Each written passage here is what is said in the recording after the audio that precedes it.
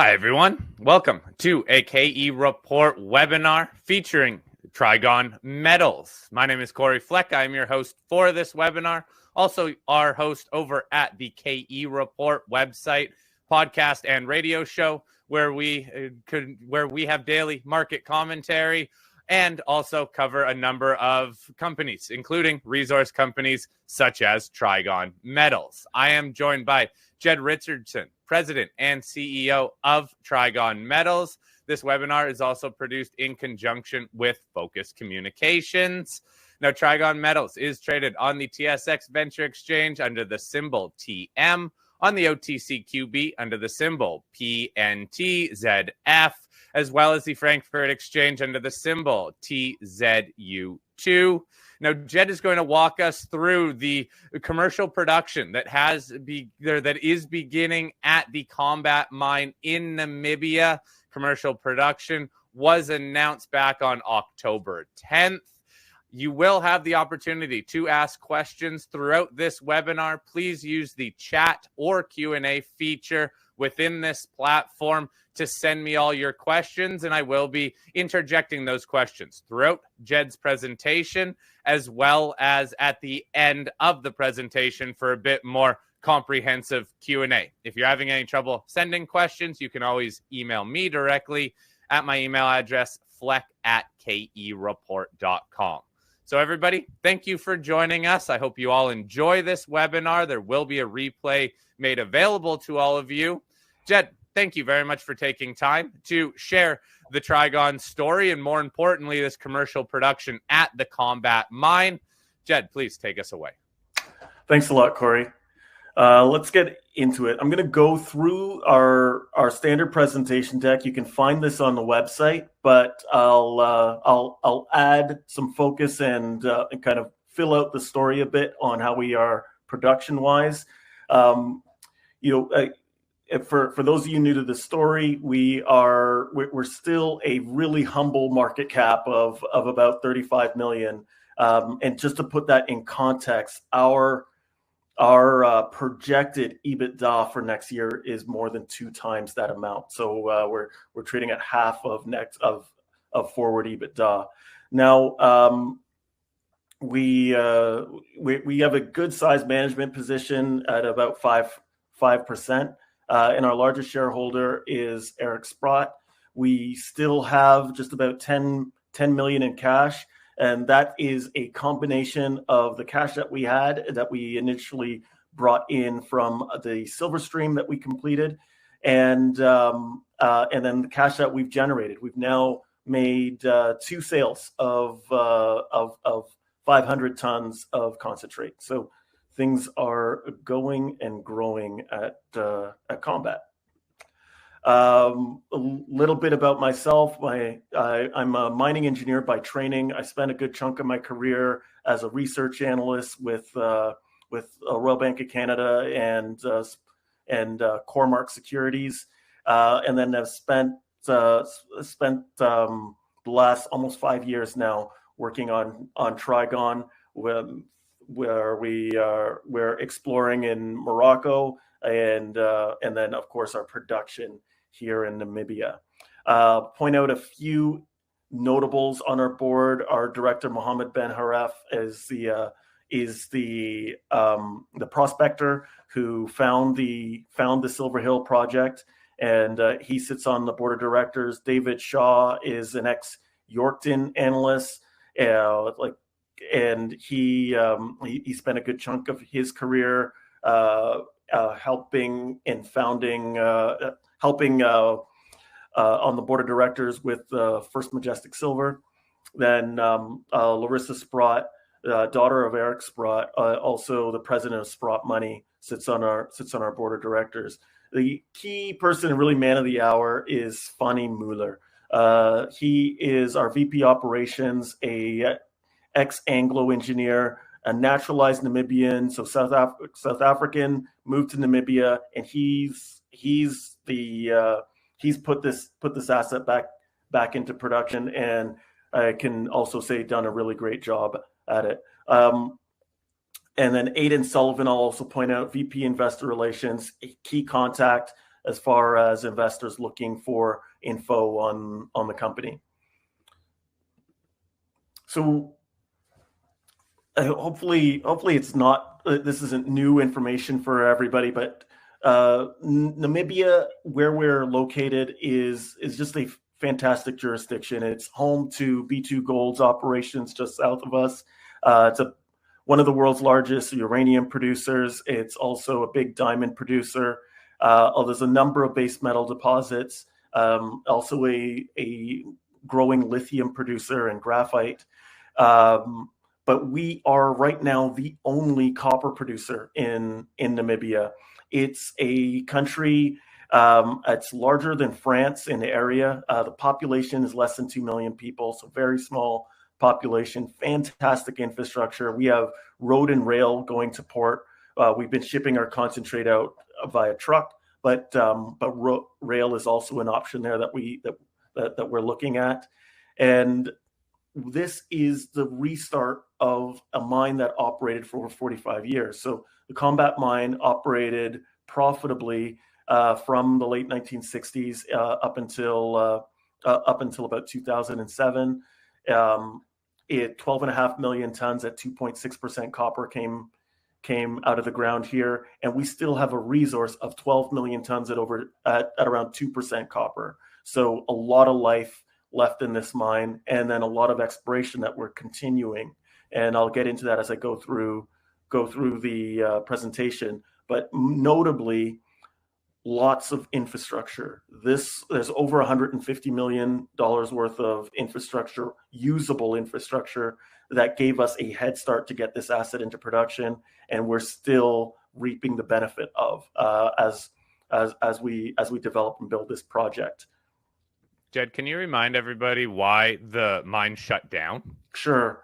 Actually, I'm going to hop around and tell a bit of that story in this slide here. This mine was built by Gold Fields. It was sold to an Australian company called Weatherleys. Weatherleys saw this as an asset that could produce a lot more, and commissioned the building of a big production shaft. So the mine, through its history, operated with a mill that had about 1,000 tons per day of capacity. That's the mill that we started now. The shaft that they put in is over on the left side of your page, marked Asses Far West. It is a 800 meter, 2,000 ton per day shaft, like production shaft. So this is a big piece of infrastructure. It's actually I'm told it's the largest shaft in Namibia. And that's 2 times the size of the mill. So they were looking to do a major expansion of the project. That ended up bankrupting the previous owners. At the time, I can see it cost them about $90 million with cost overruns. They went into debt to do so, and they also really kind of scavenged the infrastructure from the main shaft 1 on this page, and used it for backup power, backup pumping for the shaft sinking. That put them in trouble, and they ended up flooding the mine, the shaft 1, and bankrupting the whole operation. So it went to the Namibian government. It was seeded into the precursor to Trigon called Kombat Copper, and we now have that piece of infrastructure as a sunk cost that gives us a head start on developing this whole asset. So, like where we are right now is you can kind of move from right to left on the page. We're mining the open pit. So average grade 1.2 heading into our mill. We're operating right now at 1,000 tons per day through that mill, all from open pit resource. We're actively working on dewatering the underground and starting up operations around shaft 1. that will add another 1,000 tons per day from that underground, and will expand the mill. So we're in the midst of expanding. We're getting our underground mining equipment this month, and then we're down to 170 meters as far as our dewatering of the of shaft 1, and that's going to be a material increase in production. So right now, as much as we're celebrating this production, there's a lot more to come. So we'll be producing just under 8 million pounds of copper from the open pit annually, and when we get to the underground, we'll grow from that 8 to 30 million pounds of copper, and that's owing to the doubling of the mill and the doubling of the grade, because we're 1.2 from the open pit, 2.6 from underground. So it's a big move. Now you were talking. Now I brought up the Access Far West shaft, and that represents a third stage of growth that we're working on. So once we're done the dewatering of shaft 1, we'll be moving one of our pumps to dewater Access Far West, and that has an ability to double the production again, because we know from past drilling that the grade does go up as we get deeper, and we've got that 2,000 tons per day of hoisting capacity. So an ability to grow the whole production to 4,000 tons per day, with a lot of it coming from this very high grade material that we're expecting in Access Far West. So the big growth for the company is this underground mining, right? This initial mining is really just to get started, and then hopefully to self-fund a lot of this move underground through these two different phases. I don't want to belittle the open pit, right? This is it's a major achievement for us to get this into production, and we're cash flow positive currently from the open pit. But you are right. This was historically an underground mine, and returning to the underground is going to have a massive impact on production level, a massive impact on operating costs. It's going to bring our operating costs down, and then just an overall big impact on profitability. And I actually get into that nicely on the next slide. So for those of you who's been following the story, this slide is something that you're probably familiar with, and we spent some time working on these 2024 costs, right? And I think it caused some confusion, because in our previous calculation for 2024 costs, we looked at all of the costs, all of the capital and operating costs in developing the open pit. But now I can present to you, now that we declared commercial production, I can present to you what our operating costs look like going forward, just from our open pit production. So not including the pre-strip that we did between May and August, the mill startup that we did in August and September. And now we can look at October, November, December, January, February, and March. So that's the 6 months of commercial production that we'll have in our 2024 fiscal year. And that sits at around $2.95 per pound of copper. And this takes in everything. This takes in our mining costs, our milling costs, and then in that $1.14 that you'll see there in the center of the slide, that is other costs, includes G&A, and it also includes the treatment and refining charges that you pay when you're selling concentrate and having it processed by a smelter. It also includes the cost of our silver stream, right? So silver accounts for just about 3% of total revenue, just by the value of metal in the ground, and we foresold that for $37.5 million, and we use that to bring the asset into production, and we net back 10% on every ounce of silver that we sell. And another thing that you should focus on this slide is that growth profile. So that looks at, the open pit production that's begun now, the underground production that starts next year, and then what could it look like with production from assets far west in the shade, darker shaded material up at the top of the chart.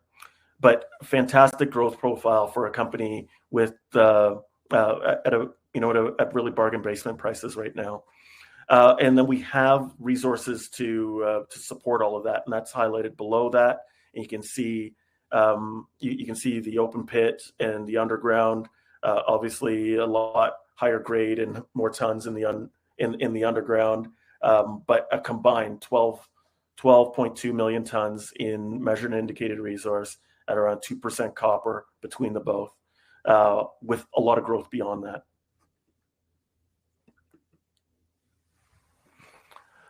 A question that I do get a lot is like, okay, how are we doing? What do we have left to pay for? So now that we've started cash flowing, the open pit is fully paid for.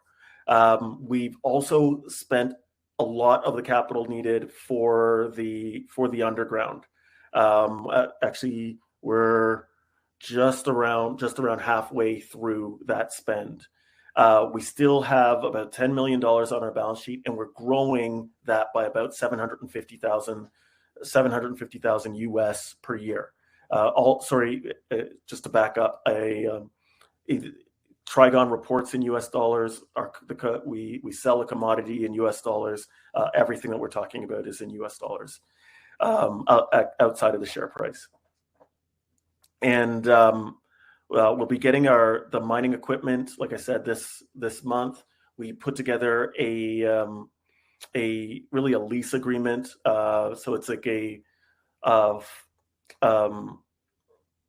an equipment financing for the underground equipment, and that'll start arriving in the next couple of weeks. And then we're building cash on top of the cash that we have to fund the balance of Assets West. So, Jed, when it comes to financing this, a lot of people are wondering about that too. So I assume you're going to get into that, but that's a question that's been floating around here. Sure. So we put together the capital from the silver stream for the open pit and the underground. That was always the plan. And we've been able to stick to budget so far. So we're in good shape. What we do need to look out for is working capital as we start with the underground, because we ramp up the employment. We have everybody getting trained, and then we also have the cost of electricity from the pumping. We are working on a project finance facility for that working capital portion.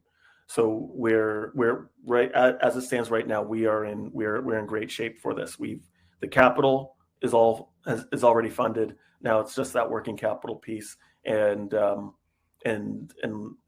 already making some really good progress on putting that facility in place. So at least right now, the plan is to not go back to market. No dilution. You're looking at a finance facility. That is the plan. Okay, thank you. Okay. Gonna skip through the streaming slide unless there's questions about it, because I've already touched on that.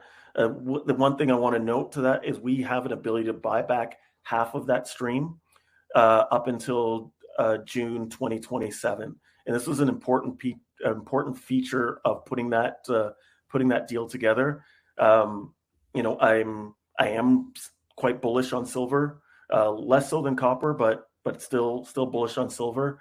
And we're going to be doing a lot of explorations. We want to be able to bring back some of that value for our shareholders, and with the cash flow that we should be generating by that time, that should be an academic process. Just we'll want to buy that stream back. How much does it cost to buy that back? About $28 million to buy it back. Okay.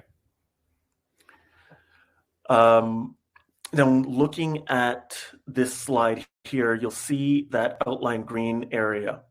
In that outline green area in the center, that's where our operations are. It's about 6 kilometers of strike length in that area.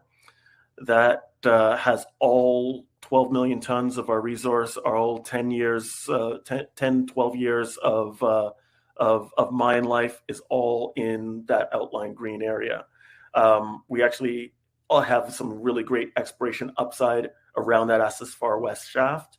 And as soon as we're done dewatering that shaft and we can get in there and start drilling, which should be middle of next year, we'll start generating some results there as well.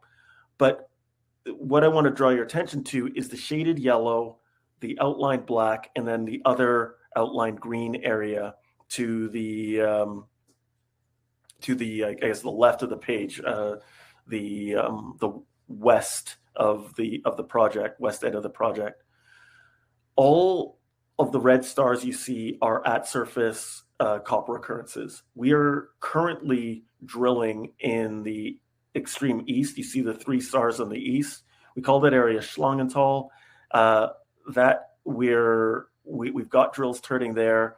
We're very excited that we'll be able to find more mineralization in that area and hopefully build its own little satellite operation that can feed into the mill by the number 1 shaft. Similarly, there's been some drill work in the past that's happened in that outlined green area called Grossetavi. There, as again, we can see some old German workings that go back to the 1890s, and we can see that we initially had thought that they were only recovering lead in that area, but we can see that there's also copper mineralization at surface. So we're excited that we can drill in that area as well, and from those 2 areas already have the ability to grow the production profile beyond what you're already seeing. So stay tuned. There'll be lots of exploration news, including exploration news from Schlangenthal in the coming weeks. Now, are these mostly open pit potential targets, or would these be small underground mines? To begin with, it would be open pit, because we're seeing the mineralization at surface.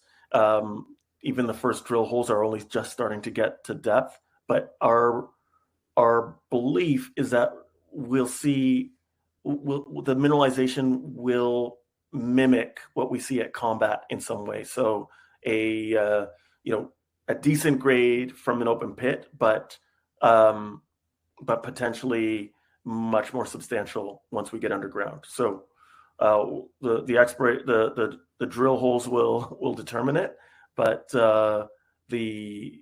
early on it would be open pit. But our hope is that it develops into something underground as well.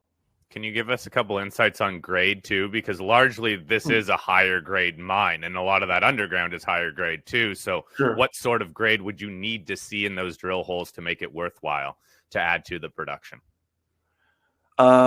We'd want it to mimic what we have in the open pit right now. Like what you've seen or what we've seen is when we're at lower grades, it's harder to be profitable. Period. So we don't want a 0.6. We want like a cutoff of 0.8 and an average grade of over 1%. So that's what we're looking for. Okay. Now, I guess just a timeline question then. This is early on exploration, it sounds like. How quickly could, let's say, a discovery, one of these areas be brought into production? How quickly could it? We talking 2 years, 3 years? Could you do it quicker than that? Or do you just not know right now? It's too early to tell. It's hard to say. To be honest, I'd say the longer it takes, the thing that's going to slow us down is not knowing the ends, right? So The longer it takes means it's bigger.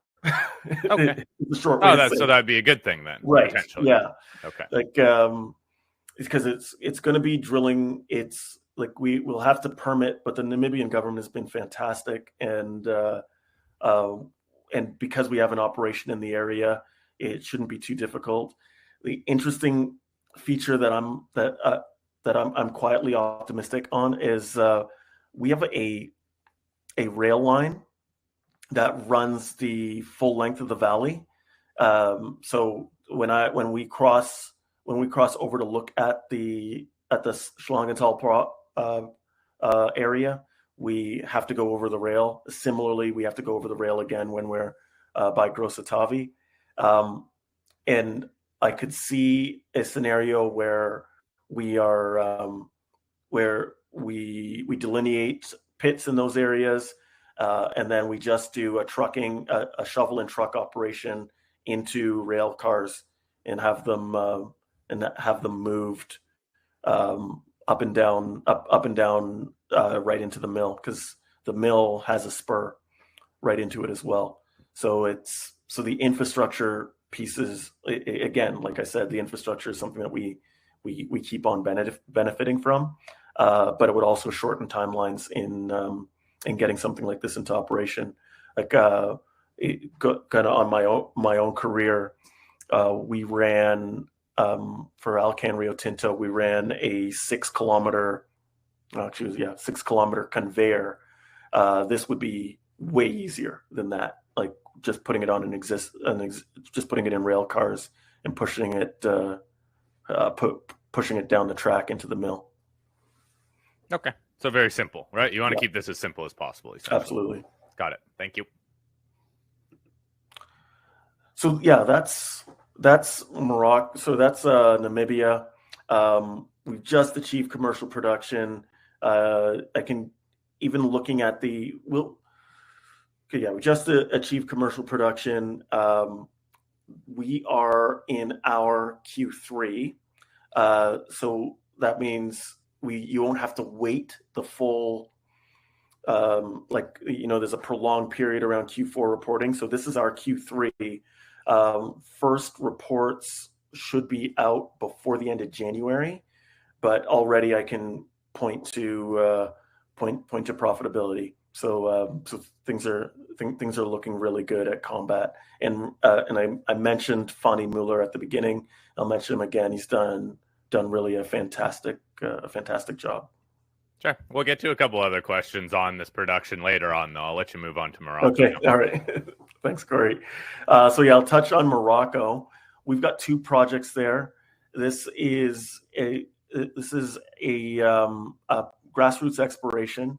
We started work on Silver Hill in, I guess, 2021, and already had some really good success. We're currently drilling there and expecting results imminently from the Silver Hill project. And then Adana is a project we just got we just got that project at the end of June of this year. So we've just been setting up at Adana.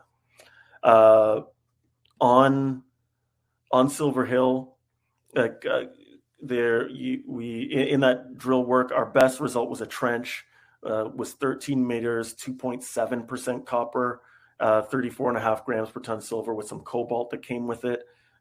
At today's metal prices, I think that's just about $400 per ton of value, literally at surface. Similarly, we drilled about 2 kilometers away from that trench, and we get 14 meters, 1.1% copper, almost about 74 grams per ton silver. So some really great results in this area, and sizing up to be something of size. We did some geophysics in this area, and we've got an anomaly that is over 4 kilometers long, 1.5 kilometers wide, and we're now drill testing that. So please stay tuned. We'll be drilling. If you can get a close-up look at that map, you can see that there's four kind of bright pink areas, those are chargeability anomalies where we've drill tested those, and we're looking for results literally in the next few days. So that'll give us an indication of what we're looking at here at Silver Hill. But already it's proven to be a really exciting project. Adana is new to the market. This is a massive area where we've just found vein after vein of high-grade mineralization. We've got grab samples in that area of rock that shouldn't be mineralized. That's 300 grams per ton silver with 23% lead, 564 grams per ton silver with 25% lead and 5% zinc. We control about 112 square kilometers of ground in this area, and we're going to get started working on that hopefully for next year. But it looks to be a really big project on the order scale of like a Coeur d'Alene, which was one of the huge silver producing area in the U.S. But we're really excited about this project. So, Jed, people are kind of wondering big picture, though, with these Morocco projects, bit of a different angle for the company. So how do you balance out your copper production, exploring for copper, growing your copper production, then with also exploring these other assets that are a bit more silver focused? Sure. So we actually will put this to shareholders, but the view is that we'll ultimately spin out Morocco into its own entity. Like the exploration there is exciting enough that it can stand on its own. And what we would look to do is dividend it right to shareholders. So if you're a Trigon shareholder, you'll receive Trigon Morocco as a bonus, and then we can do focused exploration at a pace that makes sense for these projects, as long as the market is there for it, right? We've got it's like I think the original plan was looking at this as a kind of a slow build growth project that we could do alongside what we're doing in Namibia, but they're taking on a life of their own. They're projects that can stand on their own and need proper budgets to develop, and the view will be to spin those out so that they can move at an appropriate pace.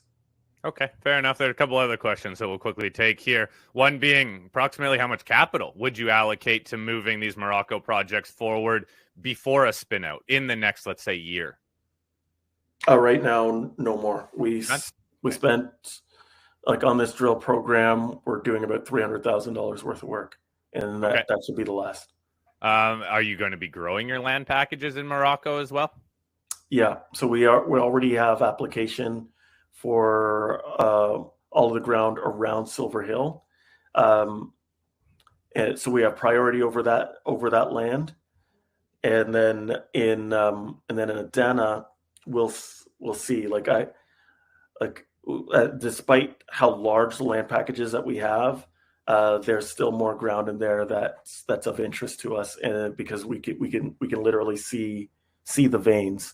So we're working on plans to consolidate that the area around Adana.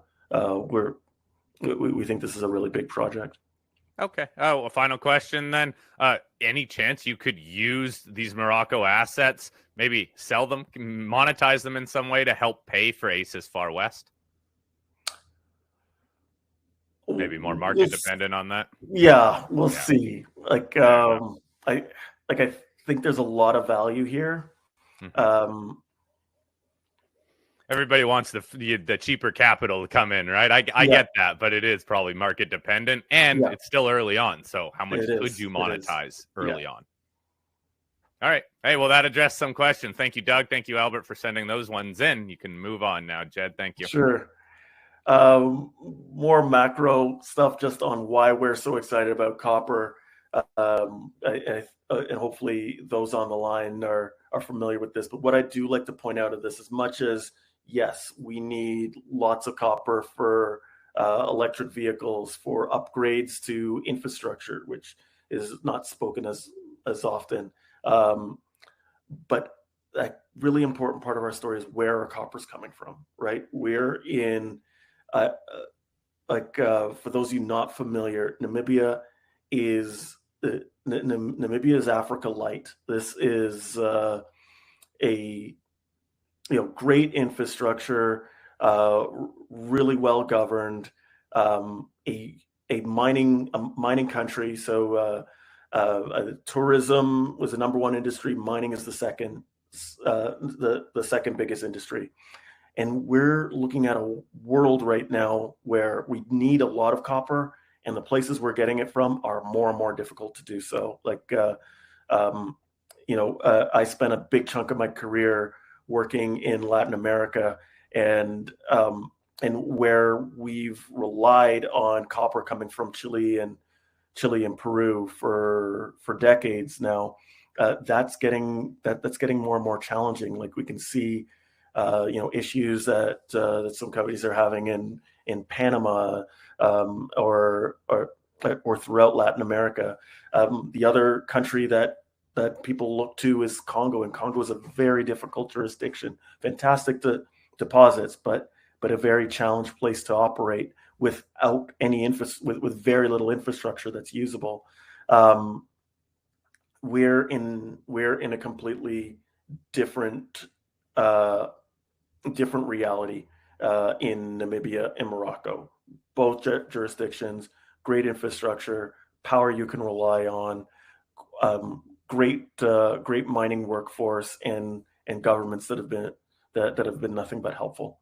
So just wanted to touch on that, and then just point out, yes, the whole market has been beaten up over the last year, but just on correcting our valuation to catch up to our peers, we've got a long way to go, and that's the kind of upside that's the kind of upside where people can make extraordinary returns, right? Where you've got a fantastic value proposition in an environment that needs to start reflecting better value for really the whole industry, and I think we're getting to that point. Okay, so that's the bulk of what I wanted to cover, Corey. Is there more questions? There are some questions. Yeah, we'll get right into it here. First, just a little bit more elaboration on funding of the underground. Someone more specifically asked, does the company have enough cash to complete the underground phase 1 without dilution? I believe on that slide it looked like you did, but if you could just elaborate, please. Yeah. So let's see. So I pointed out that we've got about 10 million. We're actually building about 750,000 US per month from the operation, right? So that was a monthly number. That actually addresses a whole other question that we were going to get to. But the operational profit of 750 grand, that is per month starting in October, or let's say November? Yep. Okay. Now, so we've got about 10 million, and we've got about 10 million expenses. So where we're not funded is the working capital, right? So these are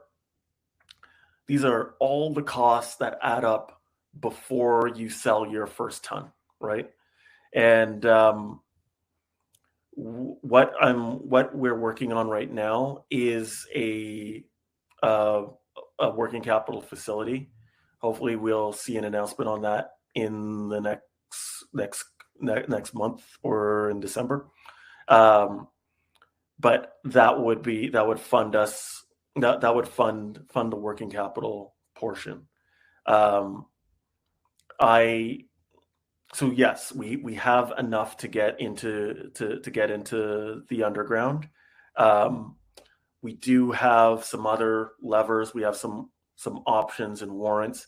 I don't foresee us doing another capital raise. This is I know that's the answer that people are looking for. It's a terrible thing to, as a CEO, to go out and make that claim. It also chases investment banks away. but like, our plan is that we'll be able to fund this without coming back to the market.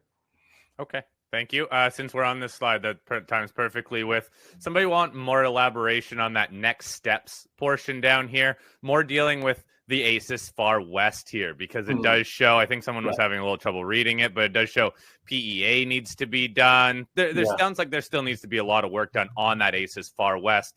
Can you take us through, maybe elaborate a little bit more on these? Sure. So on the ACES Far West, the first thing is we're now a couple months late on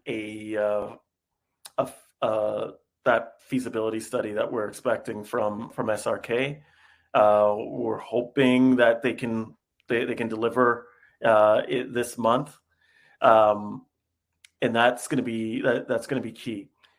The function, the things that will happen to get us as far west in production is a further mill expansion, right?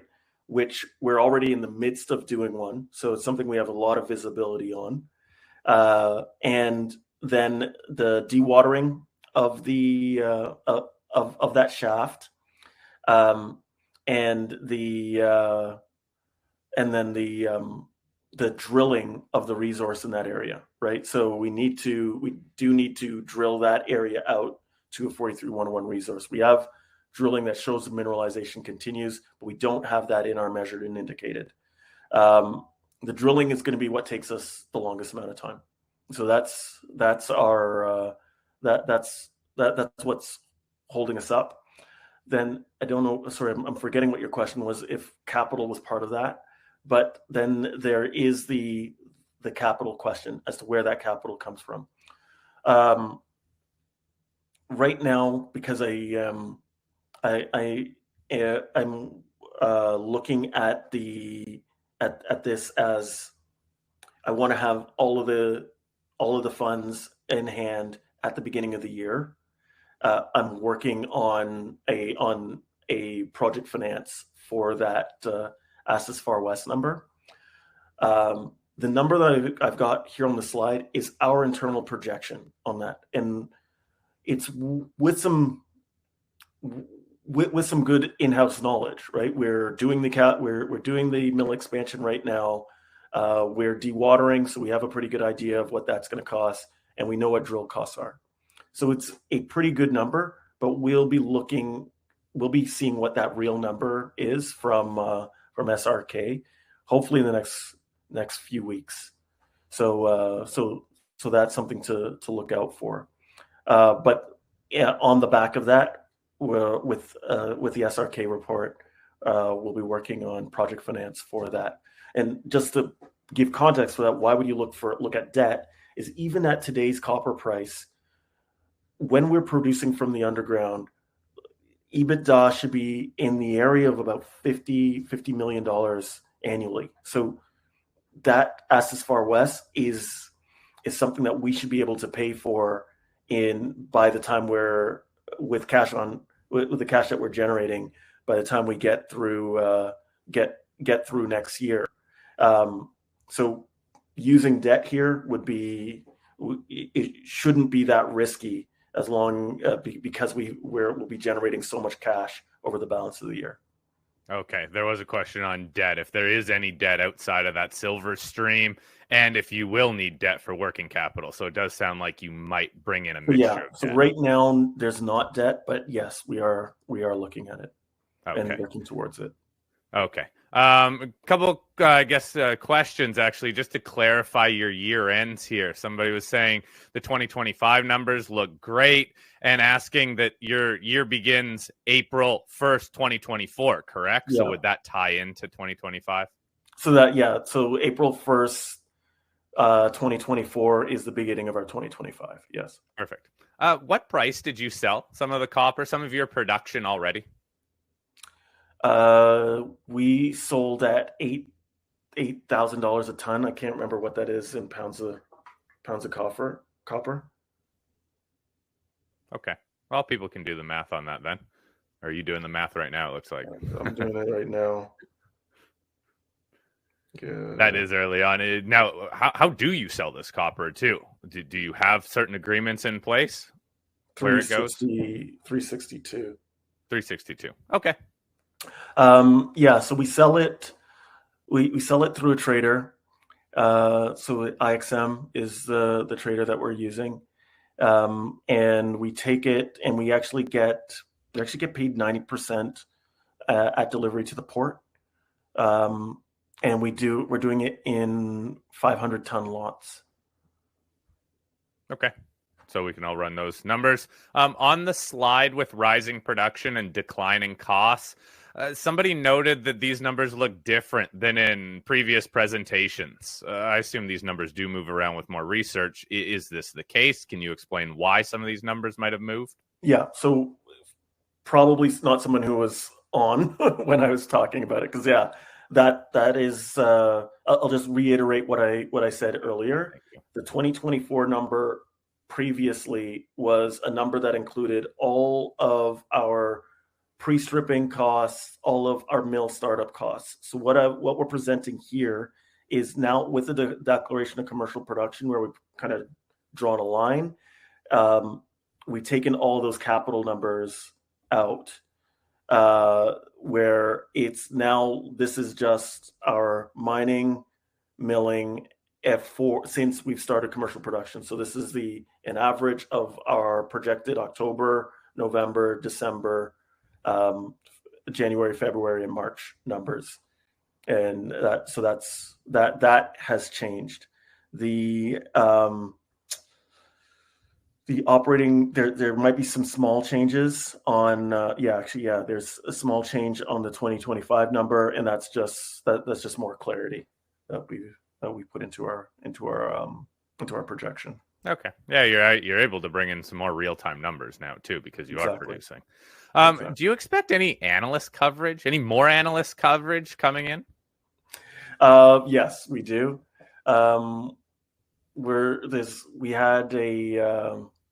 We did a trip for some institutional investors and analysts at the beginning of October. End of September, beginning of October, and we had some analysts on the trip there, so we're expecting some reports shortly. Okay. I guess final comments here, and just to remind everybody, this presentation will be available. The recording will be available to all of you probably in the next couple of days. So be sure to check on the company's website. You can also come to my website, kereport.com, when that recording is available. But Jed, just summarize this all for us, please. This is very much an early on growth story, production growth story. You just declared commercial production last month, and you have some well-defined areas that you are going to be stepping into, the underground areas, phase 1, phase 2, and the other exploration. So if you could just summarize what investors need to be watching out for to make sure that, look, this growth story is progressing the way that you have outlined it here. Yeah,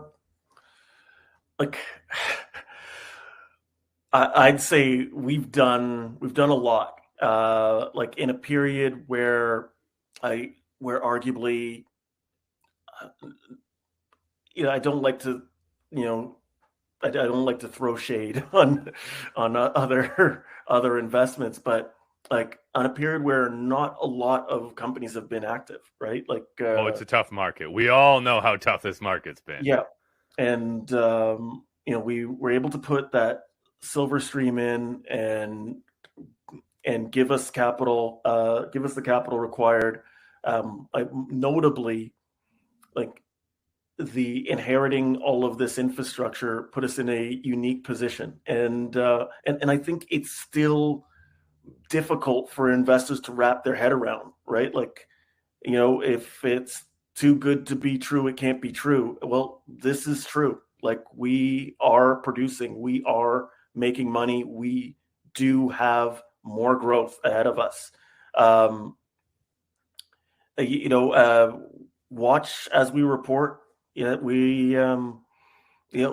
is, you're hearing me say it. You'll see it in black and white over the next few months. The exploration is not something to ignore here either. There's a lot of value that's still being built by the drill bit, both in Morocco and in and around Kombat. So stay tuned. Lots of catalysts to look for. This is a, if we don't think of commodity stocks as those typical kind of Warren Buffett IRR type or return on equity type of investments, but that is in fact what we've built here, right? And watch and learn. Okay. Yeah, and the financial numbers are going to tell a lot here, right? So, yeah. Hey, Jed, thank you very much for walking us through here. I'm going to have you back on my show to keep updating everybody, too, on how the financials are moving forward, how production is running, and this overall growth story. So, Jed, thank you for your time. Everybody, thank you very much for tuning in to this webinar. If you have any follow-up questions for Jed, please email me directly. Again, fleck@kereport.com. And Jed, hey, I'll touch base with you as we get some more news, especially on the financials. All right. Okay. Thanks, Corey.